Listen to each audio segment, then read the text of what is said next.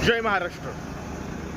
मुख्यमंत्री देवेंद्र फडणवीस यांनी काल इमर्जन्सी या चित्रपटाच्या स्क्रीनिंगच्या वेळी इंदिरा गांधी या माझ्यासाठी विलन होत्या अशा आशयाचं वक्तव्य केलं। यापूर्वी देवेंद्र फडणवीस यांनी या गोष्टीचा उल्लेख केलेलाच होता।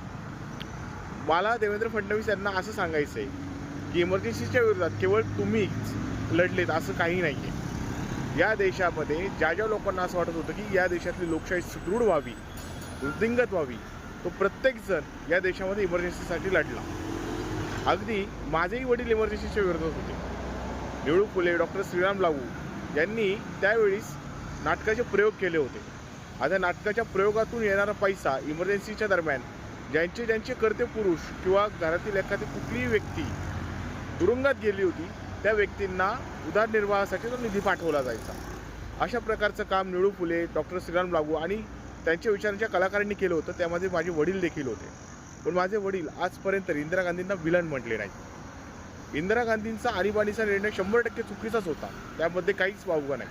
पण म्हणून त्यांना विलन ठरवणं आणि ते देखील आज हे काहीसं चुकीचं वाटतं। याच्यामध्ये तुमचा राजकीय प्रोपगंडा दिसून येतो। मुळात भारतीय जनता पक्षाचा इतिहास काय, इमर्जन्सीच्या विरोधात खरी लढाई सुरू केली होती ती जयप्रकाश नारायण यांनी।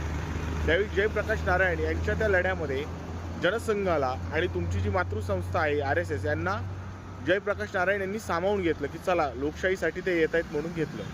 पुढे जनता पार्टीच्या माध्यमातून तुमच्या लोकांनी निवडणुका लढवल्या। जनता पक्षाचं जे सरकार आलं त्यामध्ये तुम्ही सामील देखील झालात, एक मंत्रिपद देखील मिळवलं। पण नंतर तोच जनता पक्ष तुम्ही फोडलात आणि भारतीय जनता पार्टी नावाचा एक पक्ष उभा केला। तोच आज भारतीय जनता पार्टी लोकशाहीच्या विरोधात उभा आहे। हा तुमचा इतिहास आहे। तुम्ही उगीच आम्हाला चुकीचा इतिहास सांगू नका। फडणवीसजी, इंदिरा गांधी काय होत्या हे महत्त्वाचं नाही आहे। आज महाराष्ट्रामध्ये जी गुन्हेगारी वाढतीये, ज्या पद्धतीने खून, दरोडे याचं सत्र चालू आहे, यावर जास्त लक्ष द्या, नाहीतर या महाराष्ट्रासाठी तुम्ही विलन ठरा। जय महाराष्ट्र।